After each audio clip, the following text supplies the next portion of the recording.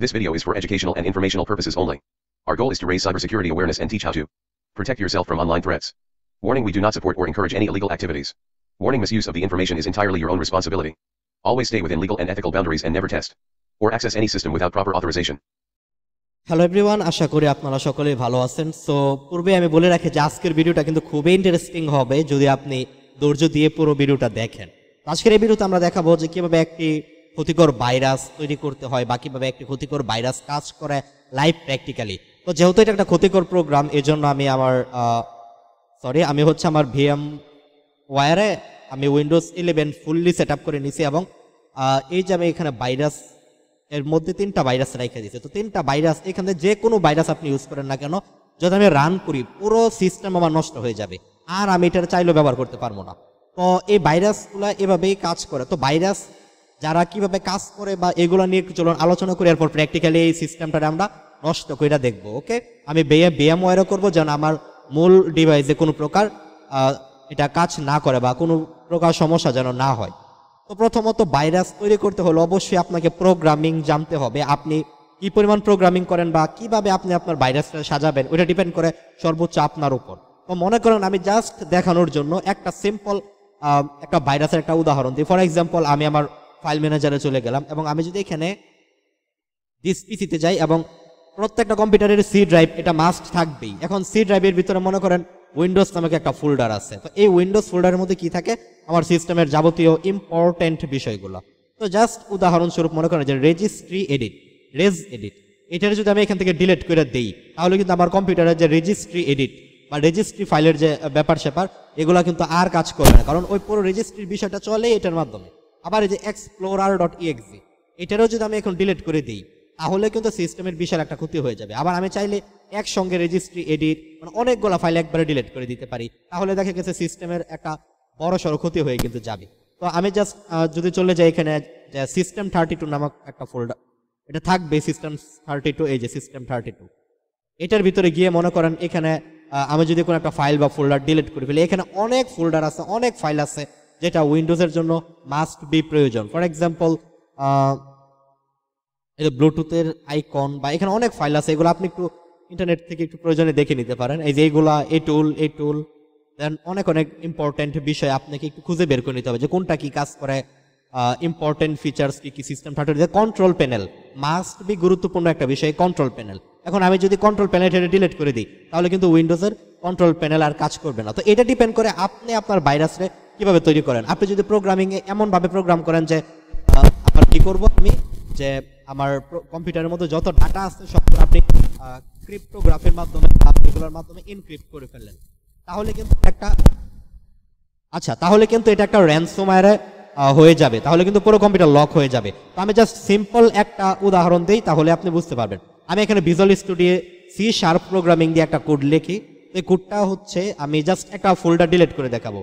তো মনে করেন এই যে একটা ফাইল, এটা আমি ডিলিট করব সি শার্পের মাধ্যমে। তো এই ফাইলের পার্টটারে ধরে আগে আমি কপি করি। তো এখন দেখা গেছে আমি এইটা জাস্ট দেখাইতেছি আপনাদেরকে, বাট সি ড্রাইভের ভিতরে যদি আপনি যান, তাহলে উইন্ডোজ এবং এটার ভিতরে গেলে যে বিভিন্ন ফাইলগুলো আছে এগুলা সবগুলা কম্পিউটারের ক্ষেত্রে পাথ সেম, বুঝতে পারছি। আমি তো জাস্ট দেখানোর জন্য একটা ফাইল এখানে ডিলিট করে আপনাদের দেখাইতেছি। তো মনে করেন আমি কি করলাম, এখানে চলে গেলাম এবং আমি ওই ফোল্ডারটা একটু খুঁজে বের করি। ওকে, আচ্ছা গাইস, এটা হচ্ছে আমাদের ওই ফোল্ডারটা। তো জাস্ট মনে করেন জাস্ট উদাহরণস্বরূপ আমি এই যে ফাইলটা আছে এটা আমি ডিলিট করব। আমি চাই যে এটা ডিলিট হয়ে যাবে আর কোনো ইয়েতে যেন এটা না থাকে, এমনকি রিসাইকেল ভিডিও যেন এটা না থাকে, ওইটা আমি চাইতেছি। তাহলে আমি কিভাবে কাজ করব, আমি এই পার্টটারে ধরে কপি করব। তো আমি এটা জাস্ট টেস্টিং এর জন্য, বাট আপনি যখন এটা ইয়েতে ব্যবহার করবেন সি ড্রাইভের ক্ষেত্রে, যখন একটা ক্ষতিকর প্রোগ্রাম করবেন, তখন সবগুলোর ক্ষেত্রে পাথ সেমই থাকবে, বুঝতে পারছি। সি ড্রাইভের ভিতরে গিয়ে যদি আপনি উইন্ডোজ থেকে কোনো ফাইল ডিলিট করেন, তাহলে পাথ সবগুলোর ক্ষেত্রে সেমই থাকবে। তো আমি মনে করেন একটা প্রোগ্রাম লিখে ফেলি এখানে, যে আমার এই প্রোগ্রামটা কি কাজ করবে, জাস্ট এই ফাইলটা ডিলিট করে দেবে, এতটুকু কাজ, জাস্ট দেখানোর জন্য যে এখানে ডেভেলপমেন্টের বিষয়টা কি হয়। আর প্র্যাকটিক্যাল তো সামনেও আসতেছি, তো আমরা ওয়েট করে আমি যদি এখানে সিম্পল একটা কোড লিখি visual studio, Microsoft visual studio and C sharp programming দিয়ে, তো আমরা এখানে প্রথমে ইনপুট করতে পারি লাইক ইউজিং সিস্টেমে আমরা ইনপুট করে নেই এবং আর দরকার নেই। এবার আমরা একটা ক্লাস তৈরি করি। আপনি যদি প্রোগ্রামিং জানেন এগুলো খুব ভালোভাবে পারেন, জাস্ট যে কোনো একটা নামে অ্যানন নামক একটা ক্লাস তৈরি করলাম এবং এর ভিতরে আমাদের অ্যাক্সেস মডিফায়ার, দেন হচ্ছে স্ট্যাটিক ভয়েড মেইন, আমরা মেইন ফাংশন তৈরি করে ফেললাম। ওকে, এই এর ভিতরের যে কোডগুলো আছে এগুলো আমি সরাই দিই। এবার আগে আমি কি করলাম যে একটা ফাইল আমরা ডিলিট করব, তো আমি যে কাজটি করবো string file path file PATH একটা ভেরিয়েবল তৈরি করলাম স্ট্রিং আকারে এবং এর ভিতরে একটা ফাইল দিতেছি আমরা। তো ফাইল পাথ ইকুয়াল টু, এবার আমরা এখানে আমাদের ফাইলের পার্টটা দিব, যে ফাইলটা আমরা ডিলিট দিব। তো কন্ট্রোল V দ্বারা আমরা ওই ফুল পার্টটা আমরা সিলেক্ট করে দিলাম এবং এর আগে আমরা একটা @ দিব। তো @ দেন হচ্ছে C# এখানে হচ্ছে C#। তো আমরা একটু আবার এটা ডিফাইন করি, জাস্ট এটারে ধরে আমরা কন্ট্রোল C এবং এই যে পাথ আছে এর ভিতরে আমি দিয়ে দিলাম এবং /ব্যাকস্ল্যাশ, এবং আমরা জানি যে আমাদের এই ফাইলটার নাম হচ্ছে UID, এই ফাইলের নাম।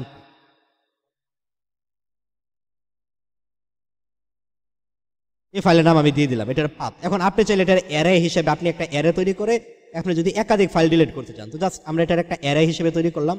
আমরা যদি একটা অ্যারে তৈরি করি লাইক, আপনি এখন এগুলো বুঝবেন না, এগুলো আপাতত বুঝার জিনিস, এগুলা এখন অ্যারেটেরে আমি এখন কাজ করে দেখাই দিচ্ছি না, কারণ আপনাদের মাথার উপর দিয়ে যাবে এগুলো এখন এতগুলো দেখাইলে। তো আমি জাস্ট স্ট্রিং দেন হচ্ছে একটা স্ট্রিং তৈরি করলাম ফাইল পাথ নামক এবং এই বিষয়গুলা ফাইল পাথ যেটা ডিলিট করবো এটা আমি দিয়ে দিলাম। এবং এখানে যদি আমি লিখি just file dot delete then file path, just এতটুকু, এই যে এই কয়েক লাইনের কোড। এবার যদি এই কোডটা আমি রান করি, আগে এটা আমি বিল্ড করে নেই, বিল্ড কমপ্লিট, দেখেন বিল্ড কিন্তু হয়ে গেছে। এখন এই ফাইলটা আমরা রান করব, তো এই ফাইলটা আমরা কোথায় পাবো, জাস্ট কন্ট্রোল সি, এই কনসোলে টেস্ট বিন debug.net, এই যে এটাই হচ্ছে আমাদের ওই পার্টটা, এই যে test.exe। ওকে, আর এখান থেকে আমি হচ্ছে রান করে নেই আরেকটা,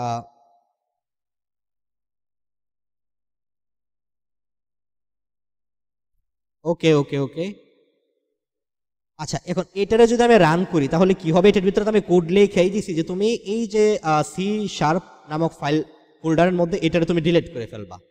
ওকে, এখন আপনি খেয়াল করেন এই যে C# এর ভিতরে কিন্তু আমি যদি একবার রিফ্রেশ দিই এটা কিন্তু আছে, বাট আমি যখন হচ্ছে এটারে প্রোগ্রামটারে রান করব সাথে সাথে কিন্তু এটা ডিলিট হয়ে যাবে। debug.net রান, এবার খেয়াল করেন আমি যেই দিলাম এখানে ডাবল ক্লিক, অপেক্ষা করেন, আমার প্রোগ্রামটা কিন্তু রান হইতেছে। তো জাস্ট ওয়েট and see।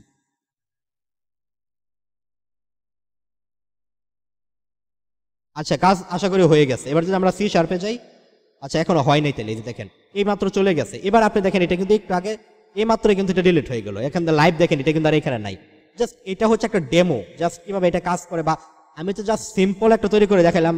আপনি চাইলে এটা দিয়ে কোনো ফাইল বা ফোল্ডার ডিলিট করে দিতে পারেন, বাট আপনি যখন প্র্যাকটিক্যালি কাজ করতে যাবেন তখন আরো, যদি আপনি নিজে ডেভেলপার হন, আরো অ্যাডভান্স ভাবে এটারে একটা ভাইরাস আপনি তৈরি করে নিতে পারেন। তো যাই হোক, আমি আপনাদেরকে যে ভাইরাসগুলো এখন ব্যবহার করতেছি এগুলো দিয়ে দিব। তো চলুন দেখি এগুলো কি হয়।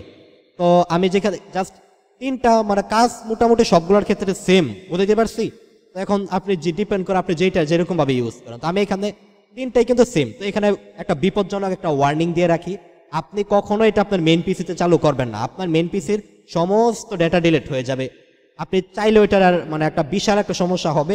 তো এরপর আবার গিয়ে আপনি বললেন না যে ভাই ভুল করে ফেলছে, এখন আমার নিজের পিসি সমস্যা, এখন ঠিক করে দেন, এগুলো কিন্তু এসব কাহিনী করবেন না।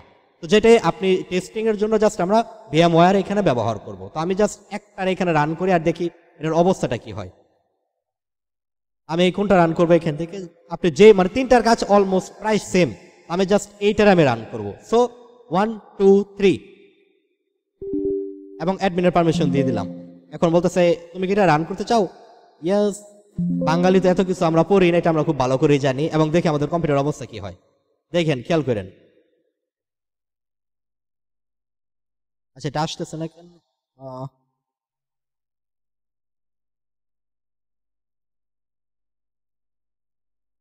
আচ্ছা আচ্ছা, তো এটা যে ম্যালওয়্যার অ্যালার্ট বলতেছে, যেটা ম্যালওয়্যার, কারণ এটা তৈরি করা হচ্ছে টেস্টিং পারপোজের জন্য। এই জন্য আগে থেকে তারা বলে দিয়েছে যে এটা একটা ট্রোজান বা একটা ট্রোজান ভাইরাস। তো আপনি যখন নিজে ডেভেলপ করবেন, আপনি যখন কারো ক্ষতি করার যদি ইচ্ছা হয়, তাহলে তো আপনি তো আর বলে দিবেন না যে এটা ট্রোজান এগুলা। তো আমরা দিলাম ইয়েস এবং দেখি কি হয়। এতে দেখেন আমি ইয়েস দিলাম, কিন্তু দেখি আমাদের অবস্থা কি হয়। জাস্ট ওয়েট করি, একটু ওয়েট করি আমরা, এতে খেয়াল করেন।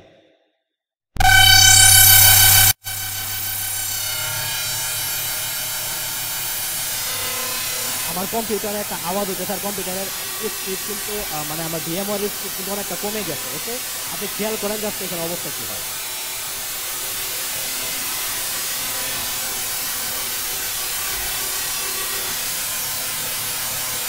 খেয়াল করেন গাইস, খেয়াল করেন।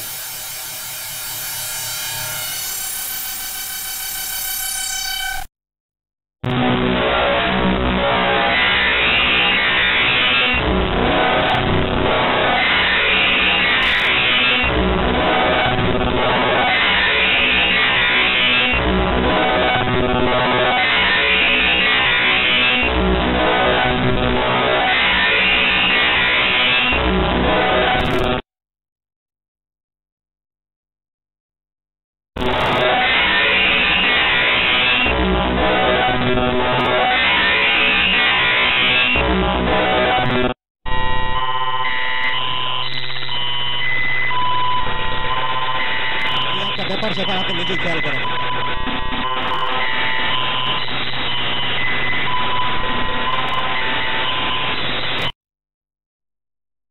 ওকে গাইস, এটা এই ভাইরাসের রেজাল্ট কি হয়েছে এটা আপনি নিজেই দেখছেন। তো চলুন আমরা আরেকবার রান করে দেখি যে এটাকে রিস্টার্ট করলে কি কম্পিউটারটা ঠিক হয় কিনা। এটা একটু আমরা প্র্যাকটিক্যালি দেখি। তো আবার রান করলাম, দেখতে কম্পিউটার কি আগের মতোই থাকে নাকি একটু ঠিকঠাক হয়। ওকে,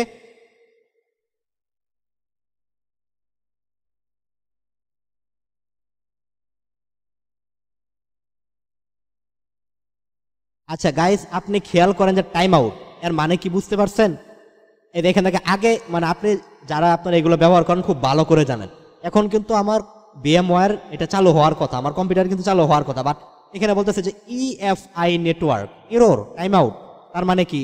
তার মানে আমার কম্পিউটারের যে ইয়েগুলো ছিল, এই ভার্চুয়াল কম্পিউটার যেহেতু, এই জন্য এখানে EFI নেটওয়ার্ক দেখা যাচ্ছে, বাট আপনার রিয়েল কম্পিউটারে কিন্তু এটা দেখাবে না। রিয়েল কম্পিউটার একদম সব ডাটা শেষ, বুঝতে পারছি, সব ডাটা একদম চাঁদে রকেট দিয়ে চাঁদে চলে গেছে। তো যাই হোক, দেখেন আমার কম্পিউটার কিন্তু এখন আর কাজ করতেছে না। আমি যদি আবার এটা রিস্টার্ট দিই বা শাটডাউন দিই, কাজ করবে না, কইরা লাভ নাই, কাজ করবে না।